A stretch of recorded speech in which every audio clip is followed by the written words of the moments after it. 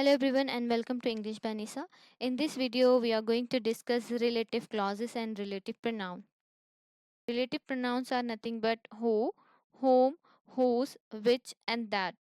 These relative pronouns shows relation with a noun or pronoun. Like for example, when we use the word who to ask question, it is called interrogative pronoun. But when we use same who to relate some words like mostly noun, it is called relative pronoun. For example, who is that? Here we are asking questions, so this who is acting as a interrogative pronoun. But here, the boy who stole your purse was arrested. Now, here, this who is acting as a relative pronoun because here we are relating this boy to this rest of the sentence. Now, another relative pronoun is whom. Whom is the objective case of who.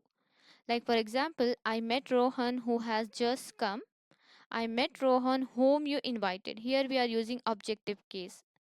This is the subject, and here we are using objective case.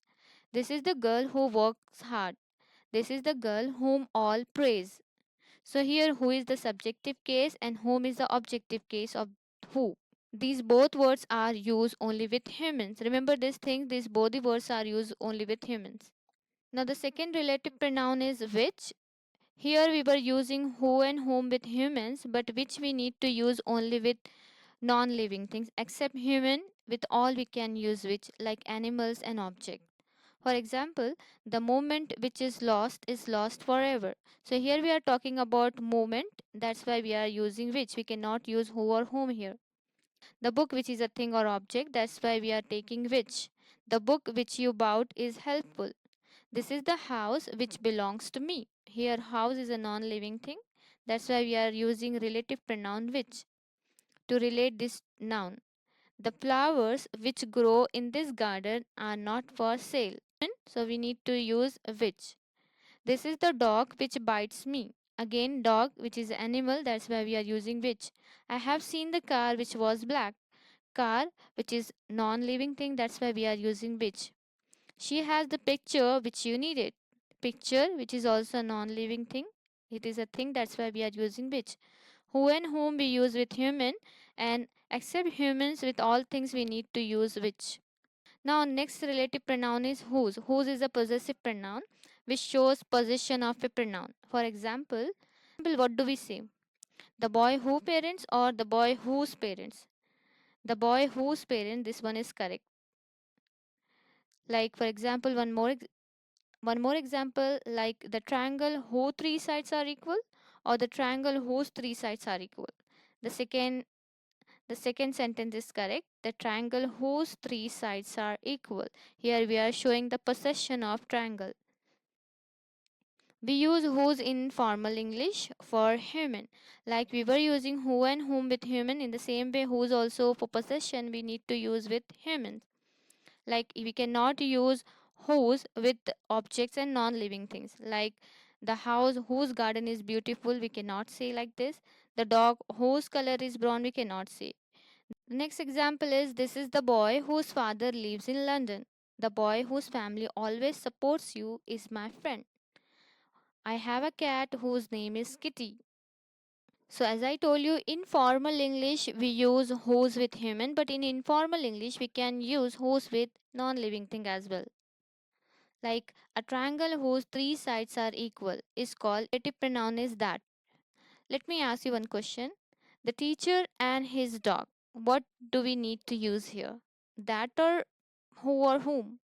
So in this case, we need to use that because we use that for the sentence in which one is human and another one is non-human.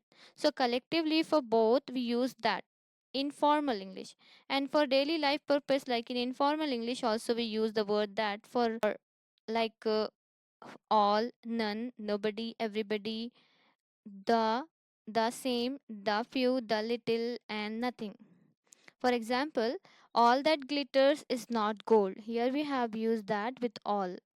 You are the only person that can help me. So here we are using that in informal English. You are the person who can help me. Here we are using this who because this is a formal sentence. Sentence is informal, that's why we are using that. But this sentence is formal, that's why we are using who. but the meaning of both the sentences are correct. It depends on the context. So when the sentences start with relative pronouns like who, whom, whose and which, then the relative pronoun relate only with one thing. But for more than one thing, then we have to use that to relate that words. For example, the yoga teacher and his dog that are generally seen around today are absent. Here we are talking about one yoga teacher and his dog. So that's why we are using that, one human and one non-human. The girl and her bag, again we have one human, one non-human, that's why we are using that. The teacher and his friend who work over there were resigned. So here we have both humans, that's why we are using the word who. Now here we have relative adverbs too. Relative adverbs are nothing but these two used to relate noun. Here we have where, why and when. These three are relative adverbs. Where we use with the places, like it could be a hospital, house, school, college or market, any place. Like for example, the hill station which is a place, that's why we are using where. The hill station where we spent our holidays was very beautiful. And and the second one is why we use with the reasons. For example, I still don't know the reason why I was punished. So here I have used of why, which is a relative adverb, to show the reason. The next one is when we use with the time. It could be a month, day, week or year. Like for example, 1947 is the year when India got freedom. So these are the relative adverbs. So this is all about relative clauses. Relative adverbs and relative pronouns both we use to relate nouns. Like in relative pronouns we have who, whom, whose, which and that. With human, we need to use who and whom. Who is a subjective case, whom is a objective case. So who and whom we use with humans, and whose also we use with humans in formal English. But in informal English, we can use whose with non-living things, and which we use with animals and non-living things like objects and things. Except humans, we can use which with all things, and that we use when in a sentence one is human and one is non-human. At the time we need to take that.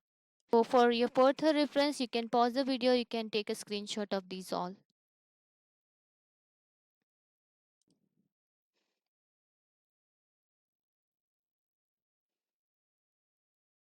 And here we have relative adverbs too. This also used to relate nouns. Here we have where, why and when. We used to relate the places, and when we used to show the time, and why we used to show reason.